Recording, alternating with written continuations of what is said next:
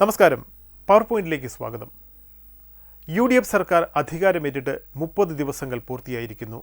VD. Satheesan സർക്കാരിൻ്റെ 30 ദിനങ്ങൾ, വിസ്മയകരമായ 30 ദിനങ്ങൾ എന്നാണ് ഭരണത്തെക്കുറിച്ച് ജനങ്ങളുടെ അല്ലെങ്കിൽ ജനാഭിപ്രായം സ്വരൂപിക്കുമ്പോൾ നമുക്ക് കിട്ടുന്നത്. ഈ 30 ദിവസങ്ങളിൽ ജനകീയ മുഖം ഭരണത്തിന് നൽകി എന്നത് ഒരു വലിയ നേട്ടമാണ്. തീർച്ചയായും നാം ചർച്ച ചെയ്യുന്നത് ഈ 30 ദിവസങ്ങളിലെ ഭരണ നേട്ടങ്ങളെക്കുറിച്ചാണ്. ഈ ചർച്ചയിൽ പങ്കെടുക്കുന്നത് CPM പ്രതിനിധി കൂടിയായ അഡ്വക്കേറ്റ് സതീഷ് വസന്ത്, മഹിളാ കോൺഗ്രസ് പ്രതിനിധി ശ്രീമതി R. ലക്ഷ്മി, ഒപ്പം സാമൂഹ്യ നിരീക്ഷകനായ AK സാദിഖ് എന്നിവർ. 3 പേർക്കും ചർച്ചയിലേക്ക് സ്വാഗതം. ഒരു സർക്കാരിൻ്റെ 30 ദിവസങ്ങൾ എന്ന് പറയുന്നത് തീർച്ചയായിട്ടും നമുക്കൊരു വിലയിരുത്തലിൻ്റെ കാലഘട്ടമൊന്നുമല്ല, അല്ലെങ്കിൽ വളരെ വിരലിലെണ്ണാവുന്ന ദിവസങ്ങൾ എന്ന് വേണമെങ്കിൽ വിശേഷിപ്പിക്കാവുന്ന ഒരിതാണ്. പക്ഷേ ശ്രീ AK സാദിഖ്, ഈ സർക്കാരിൻ്റെ എങ്ങനെയാണ് അതിൻ്റെ ഒരു ഗതി ഒരു പക്ഷേ നമുക്ക് ഈ ദിവസങ്ങൾക്കുള്ളിൽ നിശ്ചയിക്കാമെന്ന് തോന്നുന്നു. താങ്കളുടെ അഭിപ്രായം എന്താണ്? ഈ സർക്കാർ ലക്ഷ്യമിടുന്നത് ഏത് വഴിക്കാണ് നീങ്ങുന്നത്? നല്ല തുടക്കം പകുതി വിജയം എന്ന് ഇംഗ്ലീഷിൽ ഒരു വാക്കുണ്ട്, നമ്മളതിനെ മലയാളീകരിച്ചതാണ് അങ്ങനെ. Well begun is half done. ആ അർത്ഥത്തിൽ വി.ഡി. സതീശൻ്റെ സർക്കാർ ഇപ്പോൾ തന്നെ പകുതി ജയം ആയി കഴിഞ്ഞു. കേവലം 30 ദിവസങ്ങൾ, 30 ദിവസത്തിനെ നമ്മൾ മണിക്കൂറാക്കിയ 720 മണിക്കൂറുകൾ, 4 മന്ത്രിസഭാ തീരുമാനങ്ങൾ. ഈ 4 മന്ത്രിസഭാ തീരുമാനങ്ങൾ കേരളത്തിലെ എത്ര ലക്ഷം പേരുടെ പ്രശ്നങ്ങൾക്ക് പരിഹാരമുണ്ടാക്കിയിരിക്കുന്നു എന്നുള്ളതാണ് ഇവിടെ നമ്മൾ വിലയിരുത്തേണ്ടത്. 18-ാം തീയതി മുഖ്യമന്ത്രിയായി സത്യപ്രതിജ്ഞ ചെയ്യുന്നു. 20-ാം തീയതി ആദ്യത്തെ മന്ത്രിസഭാ യോഗം. ആ മന്ത്രിസഭാ യോഗത്തിലെ ആദ്യ ഉത്തരവ് 26,000 വരുന്ന ആശാ വർക്കർമാർക്ക് 3,000 രൂപ പ്രതിമാസം ഓണറേറിയം വർദ്ധിപ്പിക്കുകയാണ്. 44,337 അംഗനവാടി ടീച്ചർമാർ, ഏതാണ്ട് അത്രത്തോളം ഹെൽപ്പർമാർ 1,000 രൂപ, പ്രീ പ്രൈമറി ടീച്ചർമാർ, പാചക തൊഴിലാളികൾ എല്ലാവർക്കും 1,000 രൂപ വെച്ച് ഒരു ടോക്കൺ എന്നുള്ളൊരു നിലയിൽ വർദ്ധിപ്പിക്കുക. എത്ര കുടുംബങ്ങളെയാണ്, ലക്ഷങ്ങളായി. അതേപോലെ പിന്നീട് എടുക്കുന്ന ഓരോ മന്ത്രിസഭാ തീരുമാനങ്ങളും എല്ലാം കേരളത്തിലെ പ്രത്യേകിച്ച് ഇടത്തരക്കാരായ, അതിൽ തന്നെ ബഹുഭൂരിപക്ഷവും സ്ത്രീകൾക്ക് ഗുണകരമാകുന്ന തീരുമാനങ്ങളാണ് ഈ മന്ത്രിസഭ എടുത്തുകൊണ്ടിരിക്കുന്നത്. ഏറ്റവും സുപ്രധാനം ഇന്ദിരാ ഗ്യാരൻറ്റിയാണ്. ആ ഗ്യാരൻറ്റികളൊന്നും നടക്കാൻ പോകുന്നില്ല എന്ന് ചില ഉത്തരവാദിത്തപ്പെട്ട, നിഷ്പക്ഷത പാലിക്കേണ്ട ചില മാധ്യമ സിൻഡിക്കേറ്റുകൾ വരെ മത്സരിച്ച് ഇതൊന്നും നടക്കാൻ പോകുന്നില്ല എന്ന് പറഞ്ഞത് സാംസ്കാരിക കേരളം അവജ്ഞയോടെയാണ് അവരെയൊക്കെ കാണുന്നത്. ആ ഗ്യാരൻറ്റി, ആ പ്രഖ്യാപനം, പ്രിയദർശിനി സൗജന്യ യാത്ര. നോക്കൂ, ഒരു സർക്കാർ ഭരിക്കാൻ കയറുമ്പോൾ ആ സർക്കാരിൻ്റെ ഭരണ നേട്ടങ്ങളെ അംഗീകരിക്കുകയും ഏതെങ്കിലും പാളിച്ചകളുണ്ടെങ്കിൽ അത് തിരുത്തണമെന്ന് പറയുന്നതിന് പകരം കാടടച്ച് ആക്ഷേപിക്കുകയാണ്. ഏറ്റവും വലിയ ആക്ഷേപം എന്തായിരുന്നു? ഒരു മുൻ മന്ത്രി ശ്രീമതി ടീച്ചർ വന്നിരുന്നുകൊണ്ട് പറയുക 9 മണി തൊട്ടല്ല, ഇത് രാവിലെ 6 മണി തൊട്ട് കൊടുക്കണമെന്ന്. ആദ്യത്തെ ഉദ്ഘാടന ദിവസം 9 മണിക്ക് ശുഭമുഹൂർത്തത്തിൽ ഉദ്ഘാടനം നിർവഹിക്കുമെന്ന് പറഞ്ഞതിനെ പോലും വിമർശിക്കാൻ വേണ്ടി എല്ലാ ദിവസവും രാവിലെ 9 തൊട്ടാണ് ഇത് കിട്ടുന്നതെന്ന് വരെയുള്ള രീതിയിൽ ഇതിനെ വക്രീകരിക്കുക എന്നുള്ളതാണ് ഇവിടെ കണ്ടുകൊണ്ടിരിക്കുന്നത്. ഒരു ദിവസം ആകെ യാത്ര ചെയ്തവരുടെ എണ്ണത്തിൽ വർധനവ്, സ്ത്രീ യാത്രക്കാരുടെ എണ്ണത്തിൽ 7 ലക്ഷം 8 ലക്ഷം സ്ത്രീകളാണ് ഓർഡിനറി യാത്രയുടെ സൗജന്യം അനുഭവിക്കുന്നത്. ഒരു ദിവസം 8 ലക്ഷം പേര് വെച്ച് നമ്മൾ അങ്ങോട്ട് ഓരോ ദിവസവും കണക്കുകൂട്ടി നോക്കുക. എത്ര പേർക്ക് എത്ര കോടി രൂപയുടെ നേട്ടമാണ് ഈ പദ്ധതികൾ വഴി കിട്ടുന്നത്? ഓരോ കുടുംബത്തിനും ഓരോ ദിവസവും ഒരു 100 രൂപ എങ്കിലും ആനുകൂല്യം കിട്ടുന്ന പ്രഖ്യാപനങ്ങളാണ് ഈ കഴിഞ്ഞ 4 മന്ത്രിസഭാ തീരുമാനത്തിലും വന്നിട്ടുള്ളത് എന്നുള്ളത് വളരെ ഈ ഗവൺമെൻറ്റിൻ്റെ തുടക്കം ഗംഭീരം ആണ് എന്ന് പറയാതിരിക്കാൻ നിർവാഹമില്ല. തീർച്ചയായും ഞാൻ താങ്കളുടെ അടുത്തേക്ക് വരാം. ഞാൻ അദ്ദേഹത്തോട് ചോദിച്ച ചോദ്യം തന്നെ ഇടത് പ്രതിനിധിയായ അഡ്വക്കേറ്റിനോട് ചോദിക്കുകയാണ്. 30 ദിവസം എന്ന് പറയുന്നത് വലിയ കാലയളവൊന്നും അല്ലെങ്കിൽ പോലും ഒരു ജനകീയ മുഖം ഭരണത്തിന് നൽകാനായിട്ട് വി.ഡി. സർക്കാരിന് സാധിച്ചിട്ടുണ്ട്. ഒരു ഇടതുപക്ഷ പ്രതിനിധി എന്ന നിലയിൽ താങ്കളുടെ വിലയിരുത്തൽ എന്താണ് അതിലൂടെ? ഷിജു, ഈ പണ്ടാരും നമ്മൾ പറഞ്ഞ പോലെ ഈ പുത്തനച്ചി പുരപ്പുറം തൂക്കും എന്ന് പറഞ്ഞ പോലെ അവിടെ 30 ദിവസം നമ്മൾ അംഗീകരിക്കുന്നുണ്ട്, ഇല്ലയെന്നൊന്നും പറയില്ല. നോക്കൂ, ഇവിടെ ധവളപത്രം ഇറക്കി. ബഹുമാനപ്പെട്ട മുഖ്യമന്ത്രി വന്നുകൊണ്ട് തന്നെ ആദ്യം വൈറ്റ് പേപ്പർ ധവളപത്രം ഇറക്കി. ആ ധവളപത്രത്തിന് പിന്നെ ഒരു ചർച്ച ചെയ്യാത്തത് അവിടെ എവിടെയാണ് ഇവിടെ എന്ന് വെച്ചാൽ ഇവിടെ സാമ്പത്തികമായി കംപ്ലീറ്റും പോയി എന്നുള്ള രീതിയിലല്ലേ കഴിഞ്ഞ LDF സർക്കാർ കടങ്ങളുടെ ഇതായിട്ട് ഇടുന്നത്? അങ്ങനെ വല്ലതും ഉണ്ടായിട്ടുണ്ടോ? ഇല്ലല്ലോ. നിസ്സാരം ഞാൻ പറയാം. കഴിഞ്ഞ പ്രാവശ്യം ഏറ്റവും കൂടുതൽ പഴി കയറ്റിയിട്ടുള്ള ആരോഗ്യവകുപ്പ്, നമുക്കറിയാലോ. CK മുരളി തന്നെയാണ് ആരോഗ്യവകുപ്പിൻ്റെ ഇതെടുത്തിരിക്കുന്നത്. നോക്ക്, കഴിഞ്ഞ ആഴ്ച കൊല്ലത്ത് ബോഡി പോസ്റ്റ്മോർട്ടം ചെയ്യാതെ റോഡിൽ കിടക്കേണ്ടി വന്നു. അത് എന്തിൻ്റെ ഇതുകൊണ്ട് അത് എന്നാൽ LDFൻ്റെ ഭരണത്തിലാണ് ഇത് സംഭവിച്ചതെങ്കിൽ എന്തെല്ലാം കോലാഹലം ഇവിടെ ഉണ്ടായിരുന്നതിന്. അപ്പം ഇത് എല്ലാ കാലത്തും ഇതുണ്ട്. ഇപ്പോൾ സാറ് പറഞ്ഞാൽ first impression is the best impression എന്ന് പറഞ്ഞാലേ, ഒരു മാസമല്ലേ ആയുള്ളൂ പോട്ടിനെ. നമ്മൾ അതിന് സപ്പോർട്ട്, ഞാൻ പറയുന്നത് ഇപ്പം ഇന്ദിരാഗാന്ധി വന്നിട്ടുണ്ട്. ഇന്ദിരാഗാന്ധിയിൽ സ്ത്രീകൾക്ക് സൗജന്യ ഇത് വന്നിട്ടുണ്ട്. അത് ഓർഡിനറി ബസ്സിലാണ് വന്നിട്ടുണ്ട്. ഇന്നലെ തന്നെ ബഹുമാനപ്പെട്ട മുഖ്യമന്ത്രി പറഞ്ഞതെന്ന് വെച്ചാൽ ഈ ഒരു കാരണവശാലും ഓർഡിനറി ബസ്സിലൊന്നും ഫാസ്റ്റായിട്ട് മാറ്റില്ലായിരുന്നു. ഇന്ന് കാലത്തും കണ്ടാണ് പാപ്പനംകോട് പോകണം മലയൻകീഴ് ഇലക്ട്രിക് ബസ്, അത് ഓർഡിനറിയാണ്, അത് ഫാസ്റ്റായിട്ട് പോയെന്ന്. പിന്നെ നമ്മൾ കണ്ടതന്നെ ചാനലുകളിൽ കണ്ടിട്ടുണ്ടല്ലോ. അതായിരിക്കാം, അത് സ്വാഭാവികമായി. നമ്മളിപ്പോൾ ആദ്യത്തെ ഒരു ഇതല്ലേ. പക്ഷേ വനിതകളുടെ ഒരു ഇത് മാറ്റമുണ്ട്. ഇപ്പോൾ തുടങ്ങിയ ദിവസത്തിനുള്ള അല്ല പിറ്റേ ദിവസം വന്നിട്ടുള്ള ഒരു ക്രമാതീതമായത് അത് കൊണ്ടുപോകണം. ഇല്ലയെന്നൊന്നും ഞാൻ പറയില്ല, കൊണ്ടുപോകേണ്ട ആവശ്യകത ഈ സർക്കാരിനുണ്ട്. അതിനൊന്നും നമ്മൾ തെറ്റില്ല. ഞാൻ പറഞ്ഞു എല്ലാ സിസ്റ്റത്തിനും അതിൻ്റേതായ ഇതുണ്ട്. ഞാൻ പറഞ്ഞു പ്ലീഡർമാരെ നിയമിക്കുന്നതിലുണ്ടായിട്ടില്ലേ. ഇപ്പോൾ ദേവസ്വം ബോർഡിൻ്റെ പ്ലീഡറായിട്ട് നിയമിച്ച വ്യക്തി എങ്ങനെയായിരുന്നു? അത് കൈകാര്യം ചെയ്തപ്പോഴത്തേക്ക് തെറ്റ് അങ്ങനെ. ഇപ്പോൾ ബഹുമാനപ്പെട്ട സാദിഖ് സാർ പറഞ്ഞാൽ അത് ചൂണ്ടിക്കാണിച്ചോ, അത് തിരുത്താതെ ഈ മാറ്റിൻ്റെ ബഹുമാനപ്പെട്ട ഇപ്പോഴത്തെ തന്നെ LCT മിനിസ്റ്ററിൻ്റെ കസിന് അദ്ദേഹത്തിൻ്റെ പേഴ്സണൽ സ്റ്റാഫ് വെച്ചപ്പോഴത്തേക്ക് എന്തെല്ലാം പ്രശ്നമായിട്ടുണ്ട്.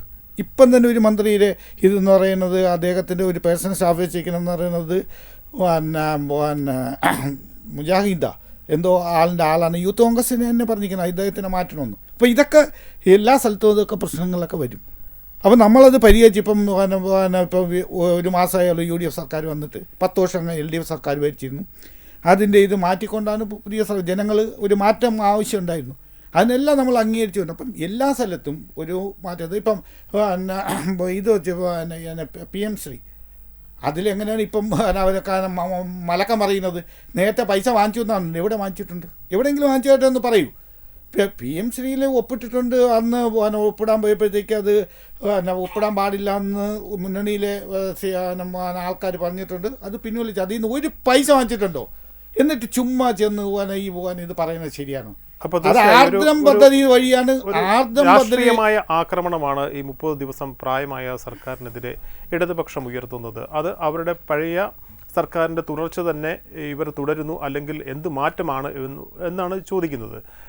ഒരു മഹിളാ കോൺഗ്രസിൻ്റെ പ്രതിനിധി എന്ന നിലയിൽ ലക്ഷ്മി എന്താണ് അതിനോട് മറുപടി പറയാം? അത് സ്വാഭാവികമല്ലേ. 10 വർഷം ഭരിച്ച് ഒരു നന്മയും ജനക്ഷേമപരമായ ഒരു കാര്യങ്ങളും നടപ്പിലാക്കാത്ത ഒരു ഗവൺമെൻറ്റിനെ ജനാധിപത്യ രീതിയിൽ സാധാരണക്കാരായ ജനങ്ങൾ അവരുടെ കാര്യങ്ങൾക്കൊന്നും ഒരു ഉത്തരം കണ്ടെത്താത്ത അവസ്ഥയിലാണ് അവർ ഏറ്റവും അധികം മാറി ചിന്തിച്ചത്. ആ മാറി ചിന്തിച്ചതിൻ്റെ ഭാഗമായി പുതിയ ഭരണകൂടം UDF ഭരണ സ്ഥിരാകേന്ദ്രത്തിലെത്തി. അത് തിരഞ്ഞെടുപ്പ് വന്നപ്പോൾ ഈ നേരത്തെ സാദിഖ് സാറും ഒക്കെ സൂചിപ്പിച്ചതുപോലെ രാഹുൽ ഗാന്ധി ഇവിടെ വന്ന് പ്രഖ്യാപിച്ചു, ഗ്യാരൻറ്റികൾ പ്രഖ്യാപിച്ചു. അന്നേരം തന്നെ ഇടതുപക്ഷ ജനാധിപത്യ മുന്നണി അടക്കം പറഞ്ഞു ഈ ഗ്യാരൻറ്റികളൊന്നും നടപ്പിലാക്കാൻ പോകുന്നില്ല, ഇത് തട്ടിപ്പാണ് എന്നൊക്കെ പ്രഖ്യാപിക്കുകയുണ്ടായി. പക്ഷേ ആ ഗ്യാരൻറ്റികൾ നമ്മൾ മനസ്സിലാക്കാനുള്ളത് നമ്മൾ അത് പത്രങ്ങളിലൂടെയോ അല്ലെങ്കിൽ വെറുതെ പേപ്പറിൽ എഴുതി കാണിച്ചതോ അല്ല, ജനസമക്ഷം അത് സാക്ഷാത്കരിച്ച് കേരളത്തിന് ഒരു ചരിത്ര മുഹൂർത്തം സൃഷ്ടിക്കാൻ ഈ ഗവൺമെൻറ്റിന് സാധിച്ചു എന്നുള്ളത് ഒരു ചെറിയ കാര്യമല്ല, നിസ്സാര കാര്യമല്ല. അത് മുന്നോട്ട് തന്നെ കൊണ്ടുപോകും. ഇവിടെ ആരോഗ്യവകുപ്പിനെ കുറിച്ച് പറഞ്ഞു. തീർച്ചയായും അതിനു മുമ്പ് ഉമ്മൻചാണ്ടി ഗവൺമെൻറ് ഉണ്ടായിരുന്നപ്പോഴും ഇവിടെ ആരോഗ്യവകുപ്പ് ഉണ്ടായിരുന്നു. അന്നത്തെ ആരോഗ്യവകുപ്പ് ഇവിടെ എന്തൊക്കെ ചെയ്തിട്ടുണ്ട് എന്ന് ജനങ്ങൾക്കറിയാം. നിരവധികളായ പദ്ധതികൾ, കോക്ലിയർ ഇംപ്ലാന്റേഷൻ അടക്കം, സ്ത്രീകൾ പ്രസവിക്കാൻ ഗവൺമെൻറ് ആശുപത്രികളിൽ ചെന്നാൽ അവർക്ക് കിട്ടുന്ന സൗജന്യമായ രീതികൾ, വാഹനക്കൂലി അടക്കം അവർക്ക് കൊടുത്തിരുന്നു. ഇത്തരത്തിലുള്ള ധാരാളം കാര്യങ്ങൾ കോക്ലിയർ ഇംപ്ലാന്റേഷൻ നടപ്പിലാക്കി. അപ്പോൾ ഇങ്ങനെ പറയാൻ എണ്ണി പറയാൻ അന്നത്തെ ഉമ്മൻചാണ്ടി ഗവൺമെൻറ്റിൻ്റെ കാലഘട്ടത്തിലുണ്ട്. തിരിച്ച് അടുത്ത ഗവൺമെൻറ് വന്ന ഭരണം ഏറ്റെടുത്തപ്പോൾ ഏറ്റവും കൂടുതൽ മോശമായി ചിത്രീകരിച്ച അല്ലെങ്കിൽ മോശമായി കാര്യങ്ങൾ ചെയ്ത, ഒന്നിനും കൃത്യമായ മറുപടി നൽകാതെ, നമുക്കറിയാമല്ലോ ആരോഗ്യ മേഖല എന്ന് പറയുന്നത് സെൻസിറ്റീവാണ്.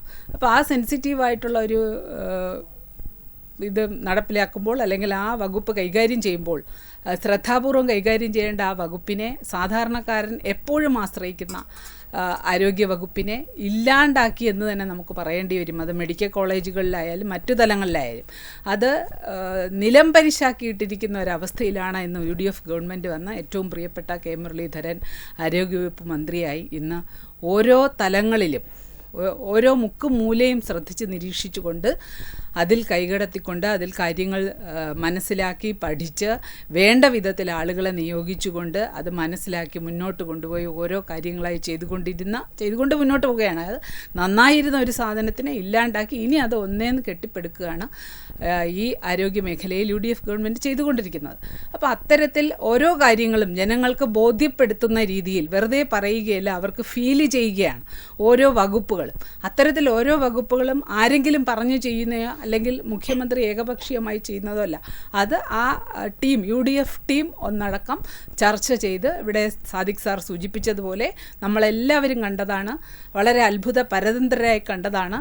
ഇവിടെ നേരത്തെ പല കാര്യങ്ങളും സൂചിപ്പിച്ചതുപോലെ ആശാ വർക്കർമാരുടെ സമരം, ഏറ്റവും സാധാരണക്കാരികളായ അമ്മമാർ, വീട്ടമ്മമാർ, കുടുംബിനികൾ, അവരുടെ വീട് പുലരാൻ വേണ്ടി അല്ലെങ്കിൽ വീട്ടിൽ വയസ്സായ വൃദ്ധരായ അച്ഛനും അമ്മയും അല്ലെങ്കിൽ സുഖമില്ലാത്ത ഭർത്താവ്, മക്കളുടെ പഠനം, ഇതൊക്കെ മുന്നോട്ട് കൊണ്ടുപോകാൻ പെടാപ്പാടുപെടുന്ന സാധാരണക്കാർ നമ്മുടെ സെക്രട്ടേറിയറ്റിന് മുന്നിൽ ദിവസങ്ങളോളം മഴയത്തും വെയിലത്തും സമരം ഇരുന്നപ്പോൾ തിരിഞ്ഞു നോക്കാത്ത ഒരു ഭരണകൂടത്തിനെ നമ്മൾ കണ്ടു.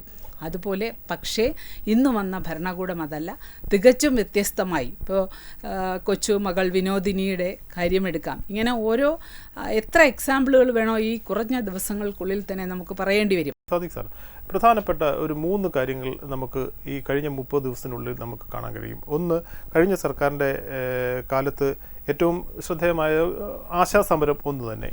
പിന്നെ സിൽവർ ലൈനിൻ്റെ മഞ്ഞക്കുറ്റികൾ പിഴുതുമാറ്റാനുള്ള തീരുമാനം, അതിനും ശേഷം ഈ പറഞ്ഞത് കർമ്മ പദ്ധതികളുടെ തീരുമാനം.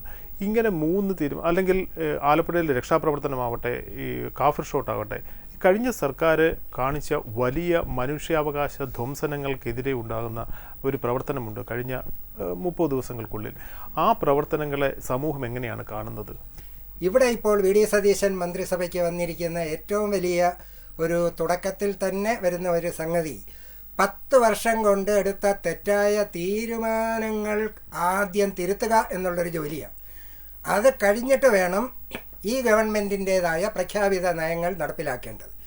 ഒരേ സമയം തെറ്റ് തിരുത്തുകയും അതേസമയം ജനങ്ങൾക്ക് ഗുണപ്രദമായ കാര്യങ്ങൾ നടപ്പിലാക്കുകയും ചെയ്യുക എന്നുള്ള ഇരട്ട ദൗത്യമാണ് ഈ കഴിഞ്ഞ 4 മന്ത്രിസഭാ തീരുമാനങ്ങളിലായി നമ്മൾക്ക് കാണാൻ കഴിഞ്ഞത്. ഇവിടെ 1-2 കാര്യങ്ങൾ പറയാതെ പോകാൻ നിർവാഹമില്ല. നേരത്തെ അഡ്വക്കേറ്റ് സതീഷ് വസന്ത് പറഞ്ഞു എല്ലാം സിറ്റി ഫാസ്റ്റ് ആക്കിയെന്ന്. കേരളത്തിലാകെ 3125 ഓർഡിനറി ബസ്സുകൾ ഉണ്ടെന്നുള്ളത് വിവരാവകാശ നിയമപ്രകാരം ഗണേഷ് കുമാർ കൊടുത്തിട്ടുള്ള മറുപടിയാണ് അദ്ദേഹത്തിൻ്റെ ഭരണകാലത്ത്. ബഹുമാനപ്പെട്ട അഡ്വക്കേറ്റിനോട് ഞാൻ പറയുന്നു, നിങ്ങൾ വീണ്ടും ഇന്ന് തന്നെ ഒരു വിവരാവകാശം കൊടുക്കുക. കേരളത്തിൽ ഇപ്പോൾ എത്ര ഓർഡിനറി ബസ്സുണ്ടെന്ന്. നേരത്തെ ഉണ്ടായിരുന്ന ബസ്സിനേക്കാൾ ഒരു 10 എണ്ണമെങ്കിലും ഓർഡിനറി ബസ് കൂടിയതായിട്ട് കാണാം. പിന്നെ ഇവിടെ സംഭവിച്ചത് എന്താ, ഈ സിറ്റി ഫാസ്റ്റ് എന്നുള്ളത് ഒറ്റ അടിക്ക് അതിൻ്റെ ആ ബസ്സിൻ്റെ നിറം കണ്ടുകൊണ്ട് അത് ഓർഡിനറി ആണോ ഫാസ്റ്റ് ആണോ തിരിച്ചറിയാൻ കഴിയില്ല. ഓർഡിനറിയിൽ കറുത്ത അക്ഷരവും ഫാസ്റ്റിൽ ചുവന്ന അക്ഷരത്തിലുമൊക്കെയാണ് സ്ഥലപ്പേര് എഴുതി വച്ചിരിക്കുന്നത്. പാവപ്പെട്ട നമ്മുടെ സ്ത്രീകൾക്കും പ്രത്യേകിച്ച് വൃദ്ധരായവർക്കും ഒന്നും ഇത് അറിയാൻ കഴിയാതെ അവർ ഇത് ഓർഡിനറി ആണെന്ന് പറഞ്ഞ് കയറി ബസ്സിനകത്ത് വലിയ തർക്കമുണ്ടാകും. ആഭ്യന്തരം, ആരോഗ്യം, ഈ 2 വകുപ്പുകളായിരുന്നു കഴിഞ്ഞ സർക്കാരിൻ്റെ തുടർഭരണം ഇല്ലാതാക്കിയതിൽ. 1-ാം പ്രതി ആഭ്യന്തരം, അത് മുഖ്യമന്ത്രിയുടേതാണ്. 2-ാം പ്രതി ആരോഗ്യം, അത് വീണ ജോർജിൻ്റെയാണ്. ആ 2 വകുപ്പുകളിലുമാണ് ഇപ്പോൾ ഏറ്റവും പ്രധാനമായിട്ടുള്ള തീരുമാനങ്ങൾ വന്നുകൊണ്ടിരിക്കുന്നത്. നിപ്പായുടെ റിസൾട്ട് പോസിറ്റീവായി കിട്ടി എന്ന് 2 മണിക്ക് അറിഞ്ഞ ഒരു DHS 6 മണി വരെ അത് ആ മന്ത്രിയെ അറിയിക്കുന്നില്ല. മന്ത്രിയാണ് അത് അറിയിക്കേണ്ടത്. മന്ത്രിയെ അറിയിക്കാഞ്ഞത് കൊണ്ട് മന്ത്രിയോട് ചോദിച്ചപ്പോൾ അങ്ങനെ ഒരു സംഭവമില്ല എന്ന് പറഞ്ഞു. മന്ത്രിയെ കുറ്റം പറയാൻ പറ്റുമോ? അതുകൊണ്ടാണ് റീന എന്ന് പറയുന്ന DHSനെ കയ്യോടെ മാറ്റി. ഉത്തരവാദിത്തപ്പെട്ട DHS അത് മന്ത്രിയെ അറിയിക്കേണ്ടതുണ്ട്. DHS അവിടെ രാഷ്ട്രീയം കളിച്ചാണെന്നൊന്നും നമ്മൾ പറയുന്നില്ല. പക്ഷേ ഡെറിലിക്ഷൻ ഓഫ് ഡ്യൂട്ടി, ആ ഡെറിലിക്ഷൻ ഓഫ് ഡ്യൂട്ടി വന്നാൽ അവിടെ മാറ്റി നിർത്തുകയാണ്. പണ്ട് ഇതേപോലെ VM സുധീരൻ ഒരു DHSനെ സസ്പെൻഡ് ചെയ്തു.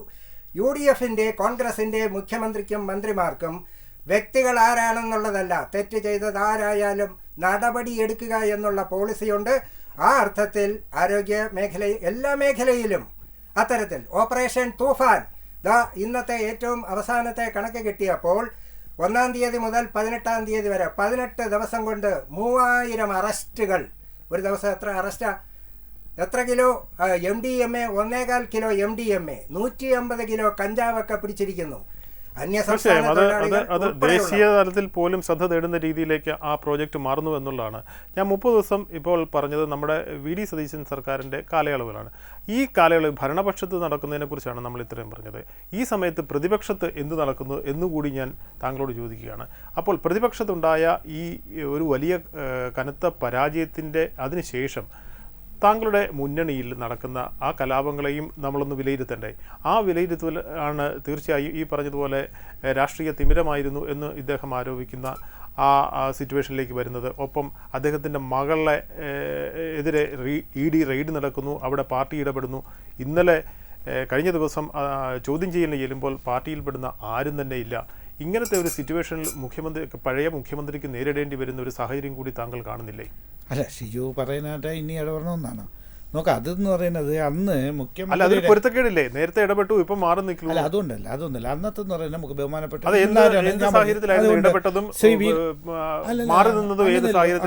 അതിന്റെ സാഹചര്യം ശ്രീ ചോദ്യം ചെയ്യാൻ വേണ്ടി ED നോട്ടീസ് കൊടുത്ത് അവർ ഓഫീസിലാണ് വിളിച്ചത്. ഇതല്ല, ബഹുമാനപ്പെട്ട പ്രതിപക്ഷ നേതാവ്, ഇപ്പോഴത്തെ പ്രതിപക്ഷ നേതാവ് ഇരിക്കുന്ന ആ വീട്ടിലോട്ട് വന്നു. അപ്പം അതിൻ്റെ അകത്ത് എന്ത് നടക്കുന്നത് വെളിയിലുള്ളവർക്കാർക്ക് പറഞ്ഞു. അപ്പം ശ്രീ പിണറായി വിജയനെ ടാർഗറ്റ് ചെയ്തുകൊണ്ടോ വരണം എന്നുള്ള ഒരു സാഹചര്യം വെച്ചുകൊണ്ടാണ് അന്നത്തെ ഒരു പ്രശ്നം ഉണ്ടായിട്ടുള്ളത്. അത് കഴിഞ്ഞിട്ട് അവർ ഒരുമിച്ച് താമസിക്കുമ്പോൾ അവരുടെ വീട്ടിൽ ഒരുമിച്ച് വരുന്നതല്ലേ? അല്ല, അത് ഞാൻ പറഞ്ഞിട്ട് വെളിയിൽ നമുക്ക് അത് കഴിഞ്ഞിട്ട് ശേഷം പാർട്ടി ഓഫീസിൽ ഇവർ അഭയം തേടിയതോ? അതെങ്ങനെയായിരിക്കും? അല്ല, അതുപോലെ ഞാൻ ആ പ്രതികളെ ആരെയും സംരക്ഷിച്ചിട്ടുണ്ടോ? കൊടുത്തിട്ടില്ലേ? സംരക്ഷിക്കപ്പെട്ടു. അവർ എന്തിനു വേണ്ടിയാണ് ഓടി വന്നത്? അത് പാർട്ടി ഓഫീസിൽ സ്വാഭാവികമായിട്ട് വന്നിട്ടുണ്ടാവും. സ്വാഭാവികമായി അത് അങ്ങനെയാണല്ലോ. ഞാൻ അത് കഴിഞ്ഞിട്ട് അത് കഴിഞ്ഞിട്ട് അദ്ദേഹത്തിന് കൊടുത്തത്. ഇപ്പം ഞാൻ പറഞ്ഞു ഷിജു വേറൊരു കേസ് ഞാൻ പറഞ്ഞല്ലോ, ഇപ്പോൾ 1 മാസം അല്ലേ ആയുള്ളൂ, ഈ പിന്നെയും കിടക്കുന്നുണ്ടല്ലോ. ഞാൻ ഒരു കാര്യം പറഞ്ഞിട്ട് ഈ 30 ദിവസത്ത് പക്ഷേ LDF ഇപ്പം നേരത്തെ UDF പ്രതിപക്ഷത്തായിട്ട് നിന്നപ്പോഴത്തേക്കുള്ള കാര്യങ്ങളിലൊക്കെ മാറ്റി. ഞാൻ ഒരു ഉദാഹരണം പറയാം. ഇപ്പം ഇതിരിക്കുന്നത് കിഫ്ബി ഇരിക്കുന്നു. കിഫ്ബി പൂട്ടു ഇല്ലല്ലോ. സംസ്ഥാനം ഏർപ്പെട്ടിരിക്കുന്ന ഒരു കരാറിൽ നിന്ന് പിന്മാറുക എന്ന് പറയുന്നത് എങ്ങനെയാണ് സാധിക്കുക? അതിന്റെ ഒരു നിയമം താങ്കൾ MO ഒപ്പിട്ടെന്ന് പറഞ്ഞാൽ അത് വേണമെന്നുണ്ടോ? ഇല്ലല്ലോ, നമ്മൾ വാങ്ങിച്ചിട്ടില്ലല്ലോ. അങ്ങനെയാണെങ്കിൽ LDF ഇരുന്നപ്പോഴത്തേക്ക് അത് വാങ്ങിക്കാമല്ലോ. അതിന് നമുക്ക് നടപ്പിലാക്കുന്നു. ഞാൻ പറഞ്ഞിട്ട് ഒരു MO അടുത്ത സർക്കാർ വന്നപ്പോഴത്തേക്ക് അവരുടെ നയത്തിനനുസരിച്ച് അത് മാറ്റാന്നേ. ഇന്ത്യക്കകത്ത് 2 സംസ്ഥാനങ്ങൾ മാത്രമേ അങ്ങനെ ഒപ്പിടാവുള്ളൂ. ഒന്ന് തമിഴ്നാട്, ഒന്ന് കേരളം മാത്രമല്ല. ബാക്കി എല്ലാ സംസ്ഥാനങ്ങളും, തൊട്ടടുത്തുള്ള കർണാടക ഒപ്പിട്ടിട്ടില്ലേ? എല്ലാ സ്ഥലത്തും ആന്ധ്ര ഒപ്പിട്ടിട്ടില്ല. ബാക്കി എല്ലാ സംസ്ഥാനങ്ങളിലും. അത് ഞാൻ പറയുന്നത് ഒരു സൈഡിൽ നിൽക്കുമ്പോഴത്തേക്ക് ഒന്നും, രണ്ടാമത്തെ സൈഡിൽ വരുമ്പോഴത്തേക്ക് വേറൊന്നും രീതിയിലാണ്. അത് ശരിയായ നടപടിയല്ലെന്ന് മാത്രമേ ഉള്ളൂ. ലക്ഷ്മി, തീർച്ചയായും അദ്ദേഹം പറഞ്ഞത് രാഷ്ട്രീയമായിട്ടുള്ള ഒരു വീക്ഷണത്തിലാണ്. ഒപ്പം തന്നെ നമ്മൾ ഈ 30 ദിവസത്തെ നല്ല കാര്യങ്ങൾ പറയുമ്പോൾ തന്നെ ചില വിമർശനങ്ങളും മന്ത്രിസഭയ്ക്കെതിരെ ഉയർന്നു വന്നിട്ടുണ്ടെന്നുള്ള യാഥാർത്ഥ്യമാണ്.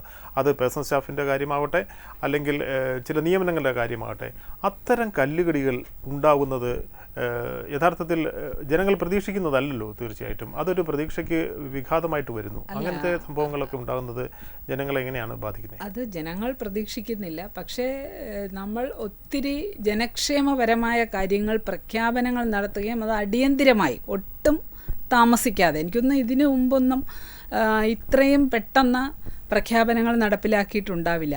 അപ്പോൾ അത്രയും പെട്ടെന്ന് നടത്തുകയും അപ്പോൾ അല്ലാതെയുള്ള ഭരണപരമായ കാര്യങ്ങളിലുള്ള നേരത്തെ ഇവിടെ സൂചിപ്പിച്ചതുപോലെ ഉള്ള ഈ പേഴ്സണൽ സ്റ്റാഫ് അടക്കമുള്ള തെറ്റുകുറ്റങ്ങൾ വരുമ്പോൾ അത് അപ്പോൾ തന്നെ അത് തിരുത്തിയാണ് മുന്നോട്ട് പോകുന്നത്. അത് ശരിയാണ് എന്ന് വീണ്ടും അത് പ്രഖ്യാപനം അംഗീകരിക്കുന്നുണ്ടോ? നടത്തി. തെറ്റാണെന്നും അത് അതെ തിരുത്തുന്നുമുണ്ട്. അതെ അത് തിരുത്തി അത് ബോധ്യപ്പെടുത്തുന്നുണ്ടല്ലോ. അത് ഇത് മാറ്റി ഞങ്ങളിങ്ങനെ അപ്പോൾ നമുക്ക് വേറൊരു ചെയ്തിട്ടുണ്ട്. പഴഞ്ചൊല്ല് കൂടി, നേരത്തെ പറഞ്ഞ പഴഞ്ചൊല്ല് ഒന്നുകൂടെ ആഡ് ചെയ്യേണ്ടി വരും തീർച്ചയായും.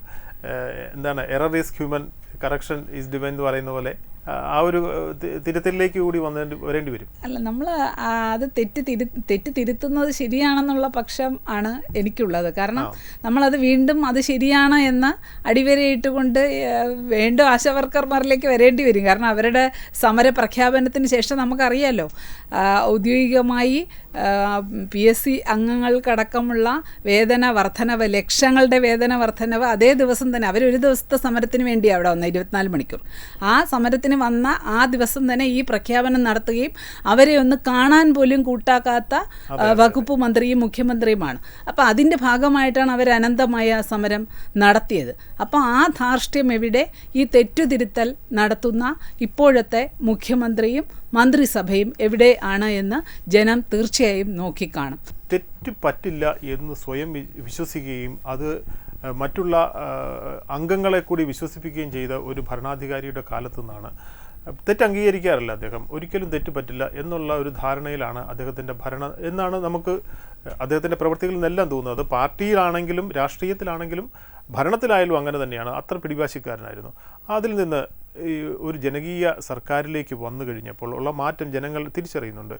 ഇതിൻ്റെ ഒരു മുന്നോട്ടുള്ള പോക്കിന് ഒരു യാത്ര താങ്കൾ എങ്ങനെയാണ് കാണുക? ഇനി ഒരു ഭരണാധികാരി വരും, ആ പ്രതീക്ഷയാണ് ഞാൻ ചോദിക്കുന്നത്. ഞാൻ പറഞ്ഞിട്ട് ഒരു ഭരണാധികാരി ഓരോരുത്തർക്കും ഓരോ വ്യക്തിത്വമുണ്ട്. ആ വ്യക്തിത്വത്തിന് ഇപ്പം ബഹുമാനപ്പെട്ട ഇപ്പോഴത്തെ മുഖ്യമന്ത്രിയെ പോലെ അല്ല നേരത്തെ ഉള്ള മുഖ്യമന്ത്രി, CVS പോലെ അല്ല EK നാരായണൻ. ആൻ്റണി എന്ന് പറയുന്നത് അദ്ദേഹം വേറൊരു ഇതായിരുന്നു, മനസ്സിലായില്ലേ? CK കരുണാകരൻ ലീഡറായിരുന്നപ്പോഴത്തേക്ക് അദ്ദേഹം വേറൊരു രീതിയാണ്. ഓരോരുത്തർക്കും ഓരോ ക്വാളിറ്റി ഉണ്ട്. നിങ്ങൾ പറഞ്ഞ പോലെ ജനങ്ങൾക്ക് അതൊരു ബോധ്യപ്പെടുത്താൻ പറ്റിയില്ല എന്നുള്ളൊരു ഇതുണ്ട്. പക്ഷേ എന്നും പറഞ്ഞുകൊണ്ട് ഇപ്പം ഇവിടെ കയറിയിട്ടുണ്ടല്ലോ, ഏതെങ്കിലും ഇപ്പോൾ UDF-നെ ഞാൻ വെല്ലുവിളിക്കുകയാണ്, UDF-ന്. കാര്യം ഏതെങ്കിലും മന്ത്രിയെപ്പറ്റി ഇവർക്കൊരു അഴിമതി ആരോപണം ഉന്നയിക്കാൻ പറ്റും? ഏതെങ്കിലും ഒരു മന്ത്രി LDF-ന് അതാണ് ഞാൻ പറഞ്ഞത്. LDF-ൽ നിന്നപ്പോഴത്തേക്ക് ഇവരെന്തെല്ലാം പറഞ്ഞിട്ടുണ്ടായിരുന്നു. ഇപ്പോൾ ഒരു ഭരണത്തിലല്ലേ ഇരിക്കുന്നത്, ഒന്ന് പരിശോധിച്ച് നോക്കൂ. അങ്ങനെ സംഭവം ഉണ്ടായിട്ടില്ല. ഞാൻ പറഞ്ഞത് LDF സർക്കാർ ഭരിച്ചിട്ടുള്ളതൊക്കെ നല്ല കാര്യങ്ങൾ. ഞാൻ നിപ്പ, കോവിഡ്, എന്തെല്ലാം ഈ ഒരു രണ്ടാം പിണറായി സർക്കാർ അഭിമുഖീകരിക്കുന്നു. നിപ്പ വന്നിട്ടുണ്ട്, ഇത് വന്നിട്ടുണ്ട്, നാച്ചുറൽ കലാമിറ്റീസ് വന്നിട്ടുണ്ട്. ഇതെല്ലാം കഴിഞ്ഞിട്ടാണ് ഇപ്പോൾ നിങ്ങൾ GDP ഒന്നെടുത്ത് പരിശോധിച്ചു, GDP കുറഞ്ഞിട്ടുണ്ടോ? ഒരു രാജ്യത്തിൻ്റെ GDP എന്ന് പറയുന്നത് ഈ സംഭവങ്ങളൊക്കെ വരുമ്പോഴത്തേക്ക് പിടിച്ചിരിക്കാൻ പറ്റും. അല്ല, രാജ്യത്തിൻ്റെ GDP-യും അല്ല, രാജ്യത്തിൻ്റെ ഞാനൊരു സംസ്ഥാനത്തിൻ്റെ കാര്യം പറയുന്നത്. രാജ്യത്തിൻ്റെ ഒരു നിങ്ങളൊന്ന് പരിശോധിച്ച് നോക്കൂ, എവിടെയെങ്കിലും അങ്ങനെ വന്നിട്ടുണ്ടോ? ഇല്ല. നിങ്ങൾ അത് പരിശോധിച്ച്, അതാണ് പറഞ്ഞത് കേരളത്തിൻ്റെ ഒരു ഇത് വന്നത്. നിങ്ങൾ പറഞ്ഞ പോലെ ഭാഗികമായി ജനങ്ങൾക്ക് ആവാൻ ഇപ്പം ലക്ഷ്മി പറഞ്ഞ പോലെ 100% കഴിഞ്ഞാൽ ബോധ്യപ്പെടുത്തേണ്ട ഒരു ആവശ്യകത ഉണ്ടായിരുന്നു. ആ ബോധ്യപ്പെടുത്തത് ശരിയായില്ല എന്നുള്ള അഭിപ്രായം ജനങ്ങൾക്ക് ബോധ്യപ്പെട്ടില്ല എന്ന് സാദിഖ് സാർ ഇങ്ങനെ പറയുന്നത്. ജനങ്ങൾക്ക് ബോധ്യപ്പെട്ടിട്ടില്ല, അതുകൊണ്ടാണ് പറ്റിയത്, അല്ലെങ്കിൽ അങ്ങനെ ഒരു ഇരുട്ടിലേക്കാണോ നമ്മൾ നിന്നത്? എന്തായാലും പഴയ മുഖ്യമന്ത്രി തൊട്ട് ഇങ്ങ് താഴെ അറ്റത്തെ ഒരു സാധാരണ LDF CPM-കാരൻ വരെ പറയുന്നത്, നമ്മൾ ഈ ജനങ്ങൾക്ക് എന്തെല്ലാം കൊടുത്തു, എന്നിട്ട് എന്തേ അവരിങ്ങനെ ചെയ്തതെന്ന് പറയുമ്പോൾ ഒരു പഴയ സിനിമാ ഡയലോഗാണ്. ഭൂരിപക്ഷവും വെറും വാഗ്ദാനങ്ങളായിരുന്നു എന്ന് ഒരു ഹാസ്യ നടൻ പറയുന്നത് പോലെ നമ്മൾ എന്തെല്ലാം വാഗ്ദാനങ്ങൾ, കേരളയിൽ ഉൾപ്പെടെ എന്തെല്ലാം വാഗ്ദാനങ്ങൾ. ഒരൊറ്റ വാഗ്ദാനം ഇവർ പറഞ്ഞത് നടപ്പിലാക്കാനോ കേരളത്തിൻ്റെ ഈ കഴിഞ്ഞ 10 വർഷത്തിനിടയിൽ വരുന്ന ഒരു തലമുറയ്ക്ക് പിണറായി വിജയൻ്റെ സംഭാവന എന്ന് ചൂണ്ടിക്കാണിക്കാൻ ഒരൊറ്റ സംഭവം അവർക്കുണ്ടോ? ഇല്ല. ഇനി നേരത്തെ പറഞ്ഞ ഈ മന്ത്രിയുടെ അളിയനെ പേഴ്സണൽ സ്റ്റാഫിൽ വെച്ചതിനെക്കുറിച്ച് പറഞ്ഞല്ലോ, ഞാനൊരു പഴയ സംഭവം പറയാം. പഴയ ആരോഗ്യമന്ത്രി ശ്രീമതി ടീച്ചറിൻ്റെ കൂട്ടത്തിൽ സ്വന്തം മകൻ്റെ ഭാര്യയെ കുക്കായിട്ടാണ് ആദ്യം നിയമിച്ചത്. അന്ന് അതിന് ട്രോള് വന്നത് വീട്ടിൽ ചോറ് വെച്ച് കൊടുക്കാത്തതുകൊണ്ട് മന്ത്രി ആഫീസിൽ അവരെ കൊണ്ട് ചോറ് വെപ്പിച്ച് കഴിക്കുമെന്നും പറഞ്ഞുകൊണ്ടാണ്. 1 വർഷം കഴിഞ്ഞപ്പോൾ ഒറ്റയടിക്ക് പ്രൊമോഷൻ കൊടുത്തു, അഡീഷണൽ പ്രൈവറ്റ് സെക്രട്ടറി, ഗസറ്റഡ് റാങ്കിൽ. നിഷേധിക്കാൻ പറ്റുമോ? നമ്മുടെ EP ജയരാജൻ, അതായത് എളുപ്പമാർഗത്തിൽ ചിറ്റപ്പൻ മന്ത്രി സുധീർ നമ്പ്യാർക്ക് 1 ലക്ഷം രൂപയുടെ ജോലി കൊടുത്തു. അവസാനം രാജിവെക്കേണ്ടി വന്നു. അയാളെ പറഞ്ഞും വിട്ടു, മന്ത്രി രാജിവെച്ചു. ചിറ്റപ്പൻ മന്ത്രിയിൽ നിന്ന് ആവേശം കൊണ്ട കൊച്ചാപ്പ മന്ത്രി ജലീൽ, അദ്ദേഹത്തിൻ്റെ ബന്ധു അദീബിന് ജോലി കൊടുത്തു. അതും പറഞ്ഞു വിടേണ്ടി വന്നു. അപ്പോൾ ഇതൊക്കെ ഞങ്ങളുടെ മന്ത്രിമാരൊക്കെ അങ്ങ് പുണ്യാളന്മാരായിരുന്നു എന്ന് പറഞ്ഞാൽ പോരാ, കേരളത്തിലെ ജനങ്ങൾക്കിത് മൊത്തം അറിയാം. ഇവിടെ ഒരു പരാതി വന്നു. ആ പരാതി എന്താ? അദ്ദേഹം മന്ത്രിയുടെ അളിയനായിപ്പോയി. പക്ഷേ അതർവൈസ് ക്വാളിഫൈഡ് ആണ്. പക്ഷേ മന്ത്രിയുടെ അളിയൻ എത്ര ക്വാളിഫൈഡ് ആയാലും ഇരിക്കാൻ പാടില്ല എന്ന് ഇത് വന്നപ്പോൾ ധാർമ്മികമായി അതിനകത്ത് ഒരു കുഴപ്പവുമില്ലെങ്കിലും ജനങ്ങൾക്ക് അങ്ങനെ ഒരു തെറ്റിദ്ധാരണ വരണ്ട എന്നുള്ളത് കൊണ്ടാണ് മാറ്റിയത്. ഉമ്മൻചാണ്ടി സർക്കാർ പണ്ട് പറഞ്ഞ 2 ലോഗോ ചേർത്ത് വെച്ച് പറയാവുന്ന ഒരു ഗവൺമെൻറ്റാണ് അതിവേഗം ബഹുദൂരം, വികസനവും കരുതലും. അതൊക്കെ അന്നത്തെ ഗവൺമെൻറ്റിൻ്റെ തുടർ ഗവൺമെൻറ് എന്നുള്ള നിലയിൽ 1 മാസത്തിനുള്ളിൽ ചെയ്തു തീർത്ത കാര്യങ്ങളാണിത്. PSC റാങ്ക് ലിസ്റ്റ് 1ാം റാങ്ക് കിട്ടിയ എത്രയോ റാങ്ക് ഹോൾഡേഴ്സ് ഞങ്ങൾക്ക് ജോലി കിട്ടിയില്ല. കാരണം കഴിഞ്ഞ ഗവൺമെൻറ്റിൻ്റെ പാർട്ടിയുടെ ബന്ധുക്കൾക്ക് പിൻവാതിൽ നിയമനം കൊടുത്തത് കൊണ്ട് PSC നിയമനങ്ങൾ പോലും അട്ടിമറിച്ചു. അവിടെ റാങ്ക് ലിസ്റ്റിൻ്റെ കാലാവധി 6 മാസം നീട്ടി. അടുത്ത നവംബർ 30 വരെ PSCയുടെ എല്ലാ റാങ്ക് ലിസ്റ്റുകളുടെയും കാലാവധി നീട്ടി. കാലഹരണപ്പെട്ടു പോകാൻ പോകുന്ന SIയുടെ റാങ്ക് ലിസ്റ്റിൽ നിന്ന് 41 SIമാർക്ക് നിയമനം നൽകി. അപ്പോഴാണ് പഴയ ഒരു PSC റാങ്ക് ലിസ്റ്റിൽ 29ാം റാങ്കുള്ള അനു എന്ന് പറയുന്ന 19കാരൻ കാരക്കോണത്ത് അവൻ ജോലി കിട്ടുമെന്ന് ഉറപ്പ് വന്ന് യൂണിഫോം ഇട്ട് ഫ്ലക്സ് അടിച്ചു വെച്ചു. അവന് ജോലി കിട്ടിയില്ല, അവൻ ആത്മഹത്യ ചെയ്തു. ഈ 2 ഗവൺമെൻറ്റുകളെ തമ്മിൽ നമ്മൾ താരതമ്യം ചെയ്യുക, ഇതിനപ്പുറം ഒന്നും വേണ്ട. അതുകൊണ്ട് ഇപ്പോഴത്തെ ഈ രീതി, നമ്മളുടെ പഴയ മുഖ്യമന്ത്രി ഇപ്പോഴത്തെ പ്രതിപക്ഷ നേതാവ് പറഞ്ഞ എന്താ, ഓർഡിനറി ബസ് എവിടെയുണ്ടെന്ന് കണ്ടുപിടിക്കാൻ വേറെ ബസ്സിൽ കയറി പോയി കണ്ടുപിടിക്കണമെന്ന്. നാണമില്ലേ? ഒരു പഴയ മുഖ്യമന്ത്രിയല്ലേ, പാർട്ടിയുടെ പഴയ സെക്രട്ടറി അല്ലേ, 10 വർഷമൊക്കെ ഈ കേരളം ഭരിച്ച ആളല്ലേ, ഒരു നിലവാരമൊക്കെ വേണം. ആ നിലവാരമില്ലാതെ ഇവരിങ്ങനെ ഇതേപോലെ പോയാൽ വരുന്ന തെരഞ്ഞെടുപ്പിൽ വട്ടപൂജ്യമായി മാറും. അങ്ങനെ മാറണമെന്ന് കേരളത്തിലെ ആരും ആഗ്രഹിക്കുന്നില്ല. പക്ഷേ സ്വയം ചോദിച്ചു വാങ്ങിയാൽ ആർക്കും തടയാനും പറ്റില്ല എന്നുള്ളതാണ്. തീർച്ചയായും അതിവേഗം ബഹുദൂരം എന്നുള്ളതായിരുന്നു ഉമ്മൻചാണ്ടി സർക്കാരിൻ്റെ കഴിഞ്ഞ UDF സർക്കാരിൻ്റെ ആപ്തവാക്യം. തീർച്ചയായും ഈ 30 ദിവസങ്ങൾ VD സർക്കാർ പൂർത്തിയാക്കുമ്പോൾ ജനകീയ മുഖം ഭരണത്തിന് നൽകി എന്നത് ഒരു വലിയ നേട്ടമായി തന്നെ നമുക്ക് കാണാൻ കഴിയും. ഇനിയും വരുന്ന ദിവസങ്ങളിൽ ഭരണത്തിനും അല്ലെങ്കിൽ ഭരണത്തെ നിയന്ത്രിക്കുന്ന സർക്കാരിനും ഇങ്ങനെ ഒരു മാനുഷികമായ ഒരു മുഖം നൽകി മുന്നോട്ട് പോകാൻ സാധിക്കുമെന്ന് നമുക്ക് പ്രതീക്ഷിക്കാം. ഈ ചർച്ച ഇവിടെ അവസാനിക്കുന്നു. ചർച്ചയിൽ പങ്കെടുത്ത എല്ലാവർക്കും നന്ദി രേഖപ്പെടുത്തുന്നു. Thank you.